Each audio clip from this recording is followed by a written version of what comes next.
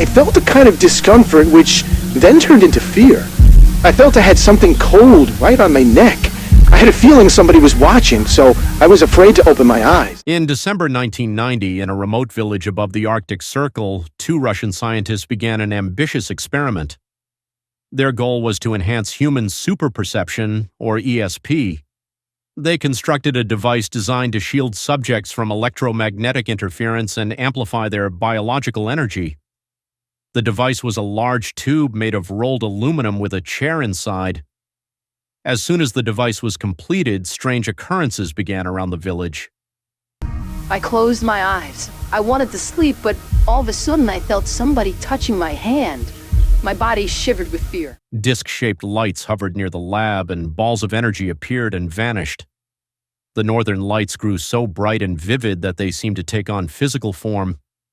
Inside the lab, anyone who approached the device experienced an inexplicable sense of dread. It took a long time to convince someone to try it. Being inside Kozyrev's space, at first I felt nothing at all. In a few minutes, I saw a human shape. It was white all over. In 30 seconds, it was gone. When the first subject finally sat in the chair, a flash of energy erupted, leaving everyone in the lab stunned. The device worked, but perhaps it worked a little too well. Not only did it enhance people's psychic abilities, but it also allowed them to see any location in the world. Soon they could even view any moment in time. In fact, these experiments confirmed a theory first proposed in the 1950s. Time as we know it doesn't actually exist. In 1958, Kozyrev made a bold statement predicting volcanic eruptions on the moon. At the time, the scientific community dismissed him, firmly believing that the moon was a tectonically inactive celestial body. Hearing such claims from a respected astrophysicist was shocking. Kozyrev had made many contributions to science. He developed the theory of extended stellar atmospheres, which examined how atmospheric layers affect a star's temperature, pressure, and other properties. He also discovered that sunspots are areas where a star's magnetic field penetrates its surface, creating dark spots. Additionally, he identified hydrogen in Mercury's atmosphere, nitrogen on Venus, and was the first to propose that the moon lacks a magnetic field. Space probes from both the USSR and the United States later confirmed these findings. Despite his accomplishments, Kozyrev's claim about moon volcanoes strained his reputation. His colleagues accused him of misinterpreting data, and his contributions were gradually overshadowed. 10 years later, in 1969, his name resurfaced when astronauts from the Apollo 11 mission became the first to step on the moon. Analysis of the soil samples brought back revealed volcanic rocks, and researchers determined that magma likely remained beneath the surface. Kozyrev's prediction, once ridiculed, was finally validated. Kozyrev received a gold medal as a pioneer of space science. At the time, only 2 such medals existed in the entire Soviet Union, one for Kozyrev and the other for Yuri Gagarin, the first human to journey into space. The scientist laughed at those who had once doubted him. Despite this recognition, Kozyrev's lunar hypothesis failed to earn him widespread acceptance among his peers. Instead, it sparked envy. His discoveries were always groundbreaking, as if his mind could see far beyond the usual boundaries of space science. It is said that he often criticized colleagues who, in his view, were too afraid to challenge established scientific theories. However, Kozyrev occasionally pushed the limits, especially with his experiments involving time. He proposed that time was a unique form of energy and claimed that all processes in the universe involved either emitting or absorbing time. He argued that time, not nuclear reactions, was the true source of stellar energy. This bold statement shook the scientific community, but Kozyrev staunchly defended his theory. He pointed out that according to current astrophysics, stars should burn out in roughly 5 billion years due to the depletion of matter in thermonuclear reactions. Yet stars somehow endure far longer. Kozyrev theorized that stars replenish their matter through time itself, which, under gravitational influence, transforms into matter deep within their cores. Kozyrev referred to this idea as causal mechanics and provided experiments to support it. For instance, when observing distant stars, scientists were essentially looking into the past due to the time it took for their light to reach Earth. Yet, Kozyrev found that pointing telescopes at where a star should currently be based on calculations revealed slight temporal deviations, allowing glimpses into the future.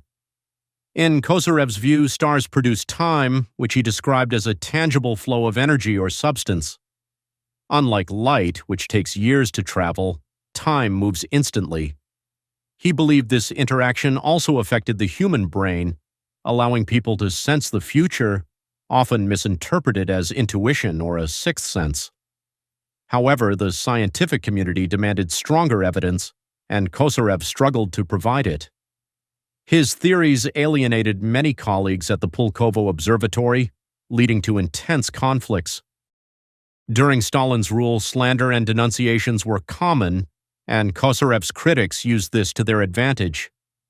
Allegations were made that Kozyrev's ideas, such as believing in an expanding universe, were dangerous and even subversive. One claim absurdly accused him of planning to divert the Volga River to the west. These accusations led to Kozyrev's arrest. During his trial, he learned that his theories were considered not only unscientific but also socially harmful. The verdict was no laughing matter. Kozyrev was sentenced to prison. With him out of the way, the scientific establishment felt secure in maintaining its traditional views. Even in a cell with no access to the night sky or tools for calculation, Kozyrev refused to abandon his work. He conducted thought experiments on time entirely in his mind. Desperate to retain his sanity amid harsh conditions and an unstable cellmate, he reportedly prayed to an unknown force, asking for help to endure his ordeal. The scientist devoted all his time to developing his time travel theory. However, for precise calculations, he needed various pieces of data, such as the distances between Earth and other celestial bodies and the radii of certain stars. Without this information, his calculations were impossible. Kozyrev felt hopeless. One day he heard hurried footsteps in the hallway outside his cell. The latch on the door creaked and a book was thrown inside, landing on the floor. When he picked it up, he was astonished. Someone had given him a course book on astrophysics and stellar astronomy. Kozyrev never discovered who had done this, even to his dying day. Within 2 days, he absorbed all the information in the book. However, the prison warden soon entered his cell. For a prisoner, such a book was considered forbidden material. The book was confiscated and Kozyrev was sent to a freezing punishment cell, but this didn't deter him. By then, he had committed all the essential information to memory. Despite the cold and dampness of the punishment cell, he continued to refine his theories. He compared his hypotheses with the figures he had memorized. Outside the prison walls, his causal mechanics was dismissed as pseudoscience, but within those walls, he worked tirelessly to perfect his concept. Kozyrev remained convinced that time was the energy fueling the stars, and that this same energy sustained him, providing warmth even in the harsh conditions of the cell. All that was left was to devise a mechanism that could influence time. Then an idea struck him: mirrors. Throughout history, mirrors have often been associated with otherworldly connections. Many ancient cultures believed mirrors were a portal to another realm. In some traditions, it was forbidden to sleep in front of a mirror out of fear that a person's soul might pass through it and fail to return. In modern times, some people have speculated about whether the image in the mirror only exists when an observer, such as a person or a camera, is present. They suggest that this phenomenon might be entirely created within our brains. However, Kozyrev believed the mirror world was real and not tied to mysticism. He viewed it as grounded in ordinary physics. According to his theory, time within the mirror reverses its direction. Kozyrev even designed a mirror that could reflect and, in a way, capture time. He used large aluminum sheets twisted into a spiral of 1.5 turns to create a refraction effect. This setup was meant to focus various types of radiation, including those emitted by humans, onto the device. The experiment required the subject to sit inside the installation and interact with the time streams. Reflection and refraction were the two key principles behind what became known as Kozyrev mirrors. The installation also included measuring equipment and a chair for the participant. Interestingly, old depictions of thinkers like Nostradamus show similar devices. Nostradamus is often illustrated with an egg-shaped apparatus, which might have been designed to replicate the refraction effect. While his materials included copper, brass, and bronze plates connected with silver wire, Kozyrev used aluminum. Leonardo da Vinci also appears to have conceived similar devices, as seen in his sketches. Both Nostradamus and da Vinci are often regarded as predictors of future events. Nostradamus, for instance, is said to have foreseen Hitler's rise and the collapse of the Soviet Union. Da Vinci sketched futuristic vehicles, aircraft, and scenes resembling the nuclear bombings of Hiroshima and Nagasaki. What if these devices were actually time machines? If so, it would mean they didn't predict these events but witnessed them firsthand. Kozyrev aimed to achieve similar results and hoped to bring about a scientific breakthrough. However, his plans were interrupted, and he was eventually imprisoned. After being accused of campaigning among prisoners, his sentence was extended by 10 years, and he was labeled a more dangerous criminal. Kozyrev's case was revisited, and he was sentenced to death. On the scheduled day of his execution, Kozyrev and others were taken to face a firing squad, but due to bad weather, the execution team never arrived. Additionally, the prisoners were considered too valuable for their labor, so the execution order was cancelled. This twist of fate saved Kozyrev's life, marking the beginning of a better phase for him. Despite mixed opinions about Kozyrev among his peers, some scientists admired his work and fought to secure his release. In 1946, they succeeded in getting him paroled, allowing him to return to his research. Kozyrev remained focused on turning his theories into practice and conducting experiments with time.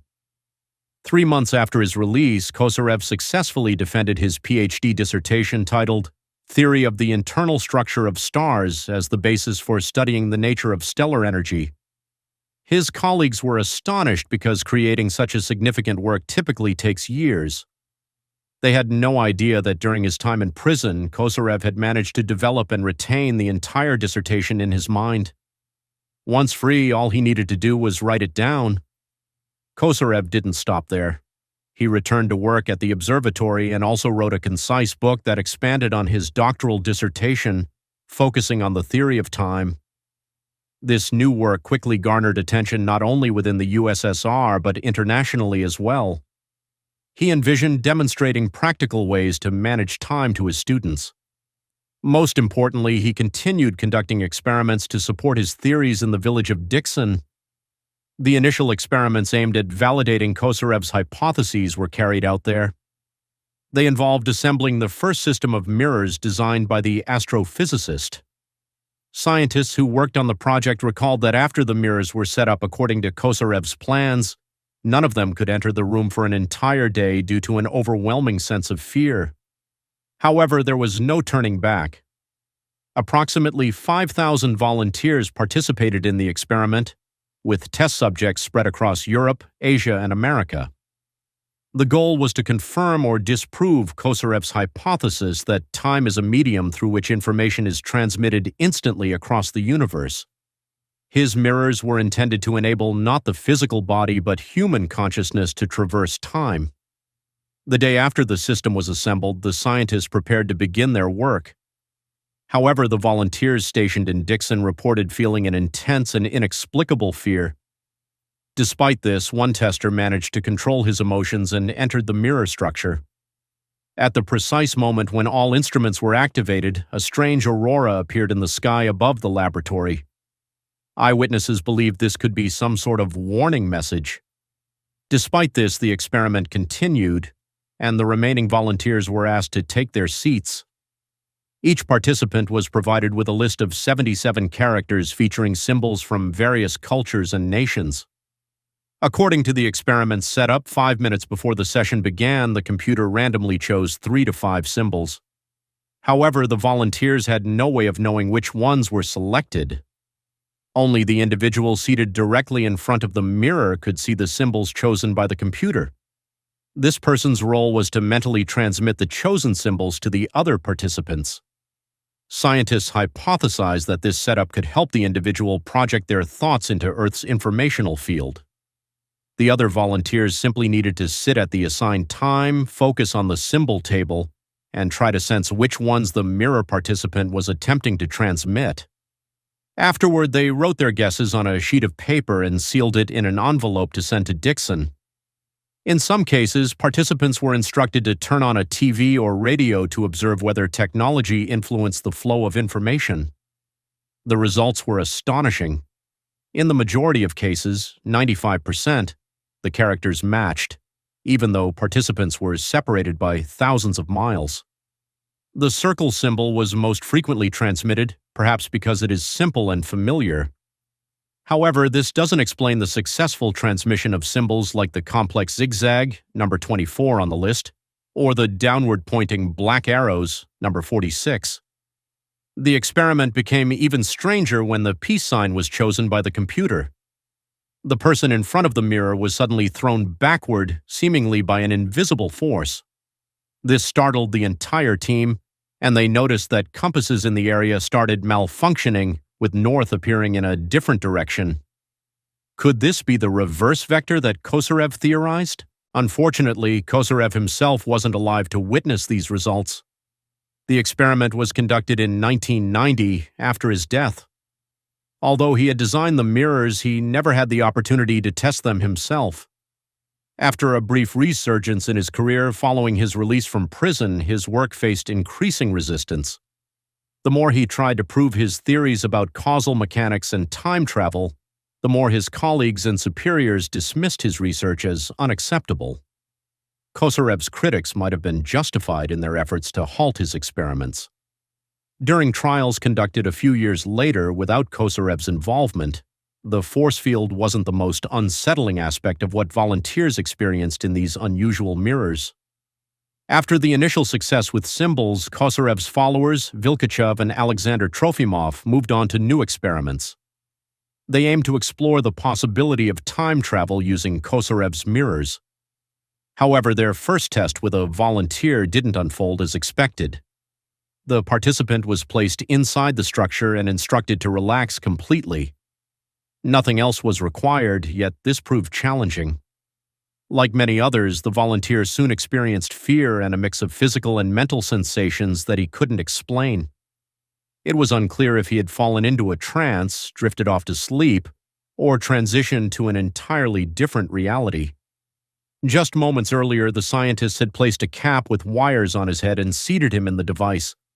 The next thing he knew, he was in a completely empty room. In the middle of this space, a strange figure appeared.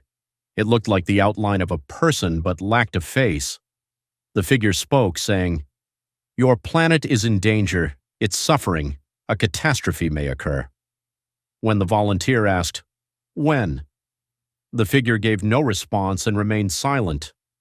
Upon regaining consciousness, the volunteer noticed the scientists appeared concerned. They revealed that a strange luminous object had been spotted above the laboratory during the experiment. The object vanished as soon as the volunteer woke up. Additionally, all the steel objects in the lab had become magnetized during the event. Vilkachev and Trofimov later claimed that each volunteer had unique experiences inside the Kozyrev mirrors. One participant described feeling an overwhelming presence approaching from both sides, followed by visions of lava flowing past him and the sound of a volcanic eruption. Could these be glimpses of future catastrophes? The answer remains uncertain. One of the participants in the experiment encountered his 5-year-old self in the mirror. Some claim to have visited past lives or even witnessed historical events. However, there was something that connected many of the participants. 85% of them felt as though they had been released into space, while 75% claimed to have seen a UFO. Another 68% reported sensing that something was watching them. These observers were described as faceless humanoids. The volunteers believed these beings held some kind of power over them, controlling their thoughts. Vilkachev and Alexander Trofimov concluded that when someone looks into a Kozyrev mirror, its unique shape, surface, and materials alter space-time, directly stimulating the pineal glands in the brain. This interaction could influence several body processes, including immune function, the sleep-wake cycle, and mood. Researchers suggest that the Kozyrev mirrors might enhance telepathic communication, which could explain why the volunteers felt watched and experienced visions of other times.